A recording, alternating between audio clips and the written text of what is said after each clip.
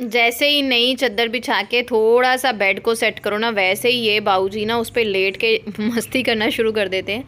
Hi guys, welcome back to my channel. Sat Shri अकाल, good morning. सुबह का टाइम है, तकरीबन 5:15 5:30 होने वाले थे, बीच का टाइम होगा।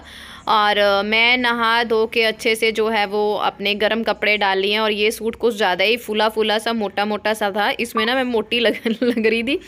और पर ये था कि इसमें वार्म था, ये गर्म था देखने को, लेकिन फिर भी चलो अपनी एक तैयारी करनी होती है। और ये वाला जो हुडी है ना, मैंने दुबई से ख़रीदा था 3 साल पहले, 3 या 4 साल पहले, तब 3 साल की होने वाली थी। हम लोग दुबई गए थे घूमने, कोविड से पहले की बात है। तो ये उस टाइम की हुडी है, लेकिन ये मेरे को बहुत अच्छी लगती है। इसमें ना वार्मथ बहुत है, इसे डाल लो ना तो। शॉल वगैरह नहीं मैं लेती, क्योंकि मुझसे ना वो वज़न सा शॉल का शोल्डर्स पे जो है सह नहीं होता। मुझे ना सर्वाइकल की प्रॉब्लम है, तो शॉल जब लेती हूँ तो बहुत मुश्किल सी हो जाती है। और यहाँ पे सबसे पहले मैंने जोत लगाई और उसके बाद मैं अपना पाठ करूँगी और अच्छे से दिन की शुरुआत हो जाती है। ये है कि मेरी नींद पूरी नहीं होती इन सब चक्कर में, लेकिन एक पॉजिटिविटी मेरी लाइफ में रहती है। जिस दिन मैं पाठ नहीं कर पाती ना, या मैं लेट हो जाती हूँ, और उस दिन मुझे लगता है कि मेरी लाइफ में ना कुछ अधूरा सा रह गया, कुछ बहुत इम्पॉर्टेंट सा है जो मिसिंग है। उसके बाद मैं आ गई और मैं ये चेक कर रही थी कि ना कॉलर थोड़ा सा सही नहीं लगा था भाभी से। भाभी ने पहली बार मेरा कॉलर वाला ड्रेस बनाया था। मैंने बोला था कि भाभी ट्राई कर लो, मेरे को ये ड्रेस घर पे ही डालना है, तो अगर ऊपर नीचे हो जाएगा नो प्रॉब्लम, आप मेरे ड्रेस पे जो है वो कॉलर ट्राई कर लो। वो एक्चुअली बहुत ज़्यादा परफेक्ट नहीं है। वो जो भी नई चीज़ सीखती है ना, वो मेरी ही सूट पे सीखती हैं, क्योंकि मैं उनको छूट दे देती हूँ कि कोई बात नहीं, अगर थोड़ा बहुत ख़राब भी हो गया ना तो चलेगा भाभी, ऐसी कोई दिक्कत नहीं है। तो यहाँ पे तकरीबन 7 सवा 7 के टाइम के अनुसार जो है वो मैं किचन में मेरी एंट्री हो जाती है। 1.5-2 घंटे मुझे लगते हैं अपने पाठ पूजा करने में। और आते ही बस खाने की ओर भागना शुरू हो जाता है ना। एज अ मॉमी हमें टाइम के पीछे भागना बहुत पड़ता है, बहुत पड़ता है। टाइम मैनेज करना थोड़ा सा डिफ़िकल्ट हो जाता है, लेकिन हम लोग कर सकते हैं, है ना। तो इसी बात के लिए सब हाउसवाइफ्स के लिए एक लाइक तो बनता है। हाउसवाइफ्स ऐसे होती है ना कि हर चीज़ को मैनेज करना जानती हैं। हाउसवाइफ वो होती है जिसे घर के हर बंदे से लेके हर चीज़ तक का हालचाल जो है वो पता होता है ना।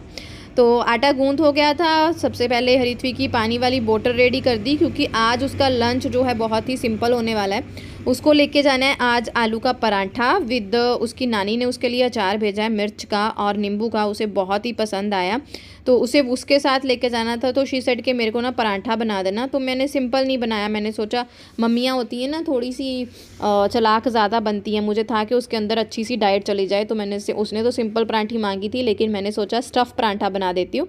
तो आलू तो मैं रात को ही बॉईल करके रख लेती हूँ ताकि सुबह थोड़ा सा ईजी हो जाए। तो बस फटाफट से उसका मसाला रेडी किया और पहले तो चपातियाँ बनाई हैं उसके नाश्ते के लिए। कई बार वो चोको जैम लगा के खा लेती है, कई बार मेयोनीज़ लगा के खा लेती है, कई बार pizza pasta sauce, peri sauce, उसका ना अपना ही मन होता है। कई बार वो खाती ही नहीं है, कई बार वो कह देती है कि मेरे को कॉफ़ी ही चाहिए, तो वो कॉफ़ी पी के चली जाती है। तो यहाँ पे पराठियाँ जो हैं वो ऑलमोस्ट बन गई थी और एक मैंने अपने नाश्ते के लिए बना ली, क्योंकि सुबह से उठी होती हूँ ना, तो इस टाइम पर मुझे भूख लग ही जाती है। और उसी बीच मैं हरिथवी को उठाती हूँ, जब मैं खाना बना रही होती हूँ साथ साथ ही हरिथवी को उठा के साथ साथ ही ब्रश करवा लेती हूँ और फिर इसका लंच बॉक्स वगैरह पैक करके इसको रेडी कर देती हूँ। क्योंकि रात को नहलाया होता है तो सुबह ऐसा कोई प्रॉब्लम नहीं होती, पर फिर भी बच्चा है, उठने में आनाकानी करता है, 2-3 बार उसे जाना पड़ता है। कई बार तो मैं उठा के आती हूँ, जब दूसरी बार जाती हूँ तो वो सो गई होती है दोबारा से। फिर ब्रश करवाना और गर्म पानी से कराना है, तो फिर सब कुछ खुद ही कराना है, तो थोड़ा सा ज़्यादा टाइम नॉर्मल से लग जाता है, इसलिए फिर उस तरह से रेडी होना पड़ता है। ऋत्वी को भेजा, उसके बाद सारे घर के काम खत्म करके मैं नीचे आ गई, क्योंकि आज मैंने कुछ भी शूट नहीं किया, ध्यान ही नहीं रहा। फटाफट से जैसे ही ऋत्वी को छोड़ के आई, फटाफट से घर की डस्टिंग वगैरह सब कुछ कर रही थी। और यहाँ पे मैं चेक कर रही थी कि मेरी स्किन ग्लो कर रही है, क्योंकि मैंने की थी होम रेमेडी।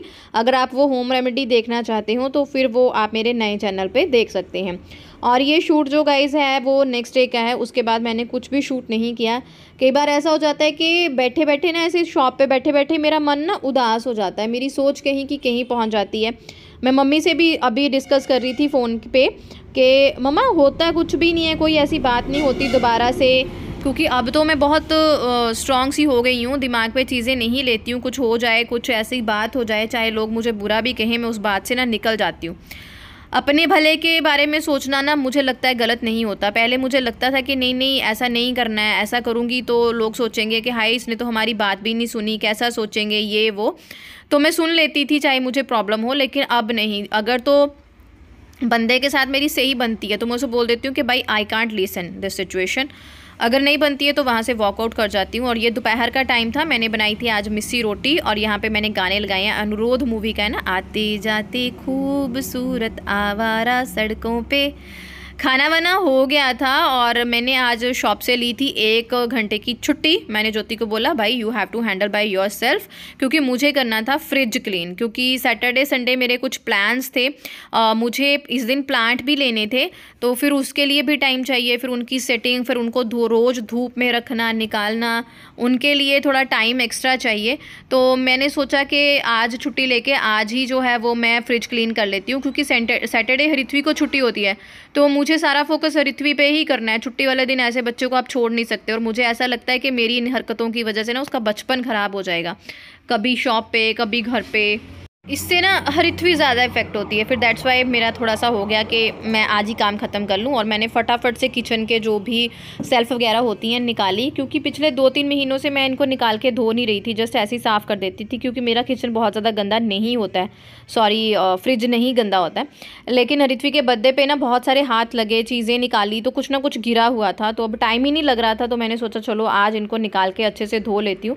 तो मैंने साबुन से अच्छे से धो के उसके बाद एक बार ये वाला टॉवल चला के फिर दूसरा टॉवल चला के इनको सुखाया फटाफट से। ऐसा नहीं है कि मैं सूखने के लिए रख देती हूँ, मेरे किचन में बड़े बड़े टॉवल मैंने रखे हुए हैं, फटाफट उन्हीं से मैं काम कर लेती हूँ। और फिर मैंने अपना जो है लोकल वाला बोल सकते हो, देसी वाला क्लीनर है, उसको उठाया और सारी फ्रिज में स्प्रिंकल करके एक साफ़ कपड़े से साफ़ कर लिया। बस फ्रिज मेरी साफ़ हो गई। ऐसा कोई भी प्रॉब्लम इसमें बिल्कुल भी नहीं थी। तो क्लीनर मैं थोड़ा सा सिरका डालती हूँ, थोड़ा सा विम डिश वॉशर डालती हूँ, बाकी हिस्सा जो है वो पानी का होता है, उसे स्प्रे करो जल्दी से सब साफ़ हो जाता है। ऐसा कोई भी प्रॉब्लम नहीं होती। और ये मेरी हमेशा की प्रॉब्लम है, जब भी मैं ये सेल्फ्स लगाने लगती हूँ ना हमेशा भूल जाती हूँ कि ओरिजिनल ये पहले कहाँ पे थी और फिर मैं लगा लगा के देखती हूँ। और ये शीट के बारे में किसी ने पूछा था, तो गाइस ये मैं ना रोल लेके आई थी 5 मीटर्स के, और वो लगाए थे। क्योंकि मेरी जो फ्रिज है ना थोड़ी सी चौड़ाई में ज़्यादा है नॉर्मल फ्रिजेस से, तो इसके मुझे तो मिले नहीं, जो मिले होते हैं ना वो रखने वाले यार शीट्स वगैरह बने होते हैं, मैं भूल गई उनको क्या बोलते हैं, वो मुझे मिले नहीं। तो मैंने ये बड़े वाली शीट ले ली और इसको कट के लगाया।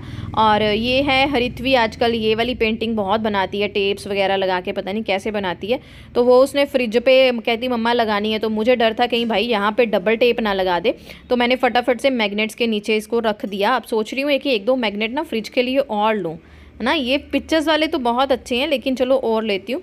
और साइड पे लगे हुए जितने भी प्लांटर हैं उनको निकाला, उनका पानी चेंज किया, दोबारा से रखे। और यहाँ पे अपने लिए बनाया मैंने सौंफ का काढ़ा, जो बहुत ही ज़रूरी है, बहुत ही ज़रूरी है। हमारी बॉडी की डिटॉक्सिफिकेशन बहुत ज़रूरी है।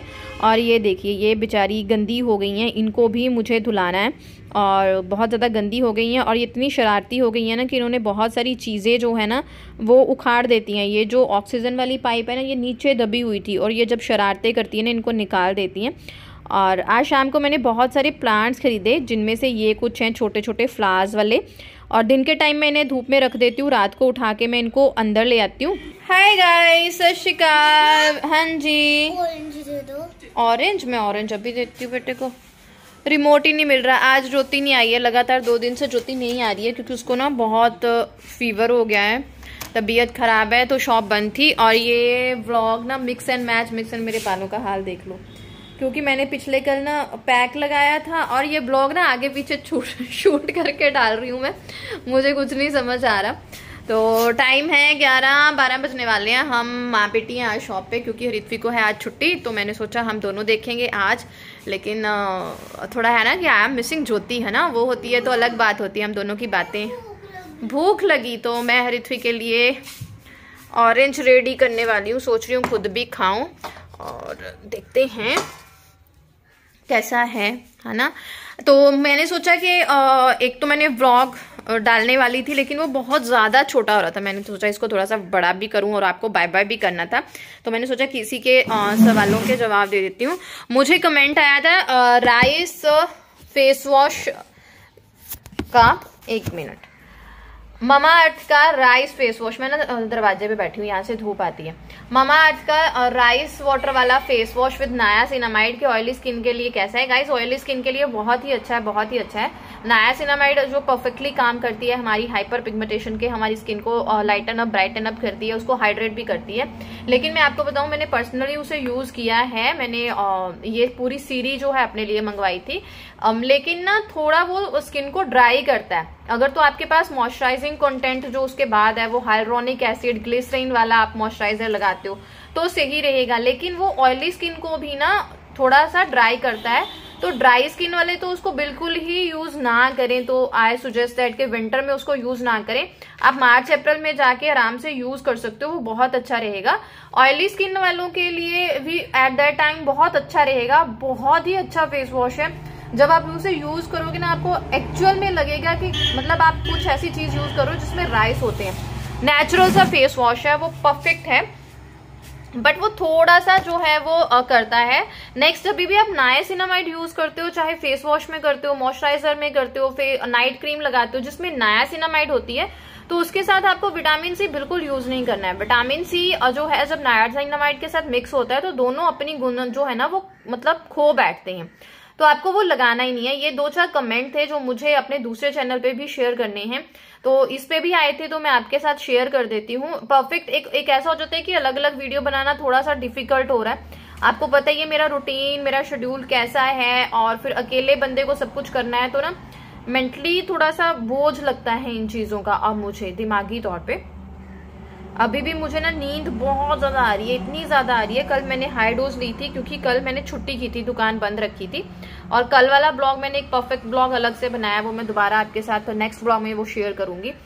और चीज ऐसी है कि कल छुट्टी की थी लेकिन गेस्ट आते रहे। मुझे था कि मैं सोऊंगी, लेकिन बहुत सारे गेस्ट आ रहे थे, उनको ही हैंडल कर रही थी। और वो कल की हाई डोज जो है वो मुझे इफेक्ट कर रही है। कल मैं पूरा दिन नहीं सो पाई, रात को जो सोई तो फिर सुबह जल्दी उठना होता है, मुझे अपना पाठ वगैरह अच्छे से करना होता है। तो अभी तो दुकान पे हूँ, अगर ज्योति होती तो मैंने 1 घंटा दुकान पे ही सो लेना था, फिर सेट हो जाती हूँ। लेकिन ज्योति नहीं है तो अकेले देखना है, तो फिर थोड़ी सी प्रॉब्लम हो रही है मुझे, इसलिए ऐसा वैसा है। तो आप जब भी अपने लिए कोई भी चीज नहीं यूज करते हो, उसके इंग्रेडिएंट चेकआउट करके उसके बारे में सर्च करो, फिर ही यूज करो। ऑयली स्किन वाले भी समटाइम्स सर्दियों में जो है वो थोड़े से हो जाते हैं। विटामिन सी खाओ, जितना खा सकते हो, आजकल ऑरेंज है खाओ। ब्लॉग का एंड यहीं पे करती हूँ, होप आपको अच्छा लगा होगा। Thank you very much. Channel को सब्सक्राइब और शेयर जरूर करिएगा। बाय।